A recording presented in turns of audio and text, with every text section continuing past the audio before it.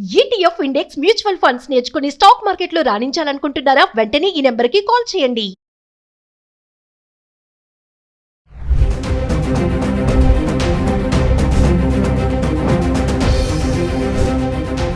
Hi hello నమస్తే, welcome back to Suman TV. ప్రస్తుతం మనతో పాటు ఉన్నారు ఫ్యామిలీ కౌన్సిలర్ రజనీ రమ్మ గారు. నమస్తే మ్యామ్. నమస్తే నవీన. మ్యామ్, ఇప్పుడు చాలా ఇళ్లలో వైఫ్ అండ్ హస్బెండ్ కలిసే ఉంటారు, కానీ అన్నీ బాగానే ఉంటాయి. నైట్ పడుకునేటప్పుడు మాత్రం సెపరేట్గా పడుకుంటారు. మనం ప్రీవియస్ కొన్ని వీడియోలో మాట్లాడుకున్నాం. వైఫ్ అండ్ హస్బెండ్ కలిసి పడుకోకపోవడం వల్ల వచ్చే సమస్యలు ఏంటి, నష్టాలు ఏంటి అనేసి.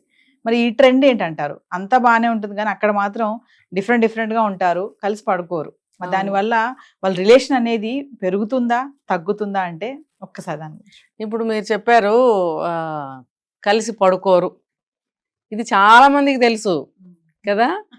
ఈ కలిసి పడుకోరు అని మనం మాట్లాడుకుంటే చాలా మందికి తప్పు అయిపోతుంది. అంటే వాళ్ళు ఏం చెప్తున్నారంటే, అలా కలిసి పడుకోకపోవటం వల్ల మాకు హ్యాపీగా మంచి నిద్ర వస్తుంది, మాకు ఎటువంటి ఇప్పుడు మనిషికి సఫిషియెంట్ స్లీప్ అనేది చాలా అవసరం. స్లీపింగ్ డిజార్డర్ ఉండకూడదు.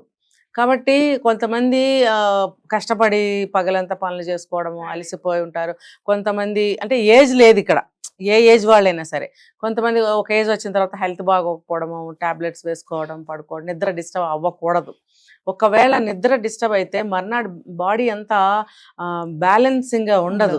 వాళ్ళు తూలుతున్నట్టు, కళ్ళు వాలిపోతున్నట్టు, ఆకలి ఉండదు, రకరకాల ప్రాబ్లమ్స్ వస్తాయి. ఇంకొకటి, పార్ట్నర్ గురకలు పెట్టినా నిద్దట్లో మాటికి వాళ్ళు పొజిషన్ చేంజ్ చేసుకుంటూ కదులుతూ ఉన్నాయి, ఏవో బాడీ పెయిన్స్ ఉండొచ్చు, లేకపోతే టాయిలెట్స్ కోసం లేవచ్చు మిడ్ నైట్లో, పక్క వాళ్ళకి ఇబ్బంది అవుతుంది. రకరకాల ప్రాబ్లమ్స్ ఇవి మనం చెప్పక్కర్లే, అందరికీ తెలుసు. అలాంటప్పుడు చాలామంది ఏమనుకుంటున్నారంటే విడిగా పడుకుందాము. నేను చూస్తున్నాను రెండు బెడ్రూమ్స్, అంటే బాగా ఉన్న వాళ్ళల్లో, లేని వాళ్ళు పక్కన వేరే కొంచెం దూరంగా వెళ్ళి పడుకోవడము జరుగుతున్నాయి. దీన్ని ఎవరు కూడా తప్పు పట్టకూడదు. వాళ్ళు ఏం చెప్తున్నారు, మాకు బాగుంది, అలా పడుకున్నంత మాత్రాన మా రిలేషన్ ఏం దెబ్బతినలేదు, సో మాకు మంచి నిద్ర అనేది మేము పొందుతున్నాము. మంచి నిద్ర అనేది చాలా అవసరం. డాక్టర్లు చెప్తూ ఉంటారు మనకి 8 గంటల నిద్ర ఖచ్చితంగా అవసరము. అంటే వాళ్ళు చేసే పనిని బట్టి ఒక్కొక్కటి ఖచ్చితంగా 7 గంటలు అవసరము. మినిమం 7 అవర్స్ అయితే ఉండవలసిందే. మరి అలాంటప్పుడు 4 అవర్స్, 3 అవర్స్, 5 అవర్స్ పడుకుంటే శరీరంలో హెల్త్ ప్రాబ్లమ్స్ వస్తాయి. యూత్కి అయినా సరే వాళ్ళు యాక్టివ్గా ఉండలేకపోతారు, వాళ్ళు వర్క్ ప్లేస్లో వర్క్ చేయలేకపోతారు, పక్కన కొలీగ్స్తో హ్యాపీగా హుషారుగా ఉండలేకపోతారు, మూడీగా అనమాట. ఇప్పుడు మైండ్ లోపల డ్రౌజీగా ఉంటుంది. ఉన్నప్పుడు వాళ్ళు ఏ పని చేయలేరు, డల్గా ఉంటారు. ఇవన్నిటి వల్ల వాళ్ళు ఏం చేస్తున్నారంటే విడిగా పడుకుంటున్నామని చెప్తున్నారు సర్వేలో. దాన్ని కొంతమంది ఏమంటారు స్లీపింగ్ డైవర్స్. అదేం కాదు. అంటే ఇంకొక కేటగిరీ కూడా ఉన్నారు, ఎప్పుడు భార్యాభర్తలకి పడదు, మనం ఎందుకు దగ్గరగా పడుకోవాలని విడివిడిగా పడుకుంటుంటారు. దాన్ని అలా చెప్పుకోవచ్చు స్లీపింగ్ డైవర్స్ అని చెప్పి. కానీ ఈ కండిషన్స్ వేరు. దీన్ని చాలామంది ఆమోదిస్తున్నారు. మనం కూడా ఒక వీడియోలో మాట్లాడుకున్నాం.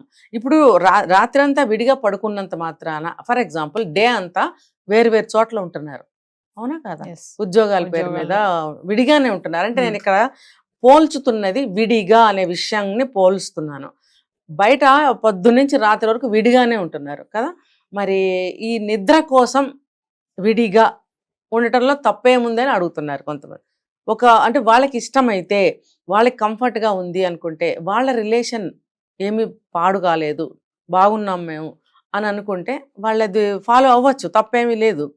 అయితే ఇక్కడ ఇంకొకటి ఏంటంటే, మేము ఇలా ఉండటం వల్ల డే టైం అంతా కూడా చాలా యాక్టివ్గా ఉంటున్నాం, మేమిద్దరం చాలా హ్యాపీగా ఉంటున్నాము. ఇంకొకటి ఏంటంటే, రాత్రి అంతా కూడా మేము దూరంగా ఉంటున్నాం ఫిజికల్గా, కానీ మాట్లాడుకోవటానికి కూడా లేదు. అన్ని అవర్స్ మాకు గ్యాప్ వచ్చింది కాబట్టి మార్నింగ్ చాలా ఏమంటారు ఇంట్రెస్ట్గా, చాలా ఏమంటారు ఎప్పుడెప్పుడు చూస్తామా వాళ్ళని అని ఒక థ్రిల్లింగ్ కూడా మాలో ఉంటుంది. గబగబా లేచి వెళ్ళి పలకరిద్దాము. తర్వాత ఏదన్నా ఒక మాట్లాడుకునేటప్పుడు కూడా అఫెక్షనేటివ్గా మాట్లాడుకోవడము, ఒక నిర్ణయం తీసుకునేటప్పుడు కాంప్రమైజింగ్గా తీసుకోవడము. ఎందుకనంటే ఆ వాల్యూ ఆ ఎడబాట్లో తెలుస్తుంది.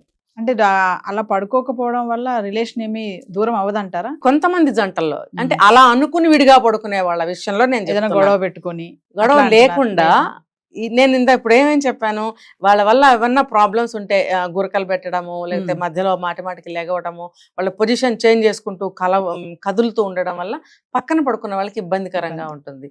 దానివల్ల 7-8 గంటలు నిద్రపోవాలనుకునే వాళ్ళకి నిద్ర ఉండదు. అలాంటి వాళ్ళు విడివిడిగా పడుకుంటే నష్టమేమీ లేదు. తెల్లవారి పొద్దున వాళ్ళ మధ్యన ఇంకా అటాచ్మెంట్, ప్రేమ అన్ని కూడా పెరుగుతాయి అని చెప్పి ఒక సర్వేలో తేలింది.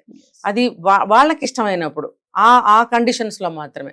ఇప్పుడు మళ్ళీ ఇంకొకటి చెప్తున్నాను, ఇద్దరు గొడవ పడుతూ మాటికి అసలు నేను పక్కన నేను పడుకోను, నిన్ను చూస్తేనే చిరాకేస్తుంది, నిన్ను ముట్టుకోవాలనిపించట్లేదు అనే కండిషన్స్ ఉన్నప్పుడు విడిగా పడుకుంటే మాత్రం అది స్లీపింగ్ డైవర్స్ కిందకు వస్తుంది. ఇష్టపడరు.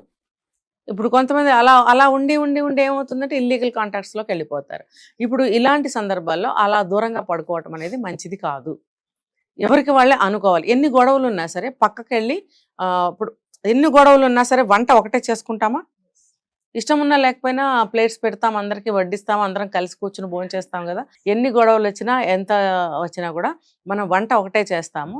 వడ్డించుకుని కూడా కలిసి కూర్చుని తినటం అనేది మంచి పద్ధతి, మంచి అలవాటు. అలాగే ఎన్ని గొడవలు వచ్చినా సరే అన్ని పనులు పూర్తి చేసుకుని వచ్చి పడుకోవడం అనేది ఒకటే చోట, అది కూడా ఒక పద్ధతి. దానివల్ల ఏంటంటే లోపల కోపతాపాలన్నా కొంచెం దూరం అవటానికి ఛాన్సెస్ ఉన్నాయి.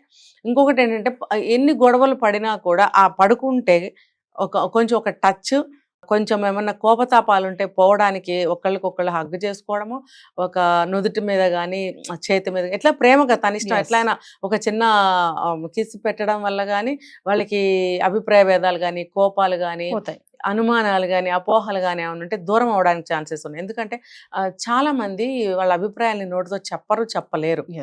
కొంతమంది ఏంటంటే చెప్తే ఏమనుకుంటుందో. ఈ 2 కారణాల వల్ల స్పర్శతోటి టచ్ ఇస్తారు. ఇవి నిత్య జీవితంలో మన కుటుంబాల్లో చూస్తూనే ఉంటాం.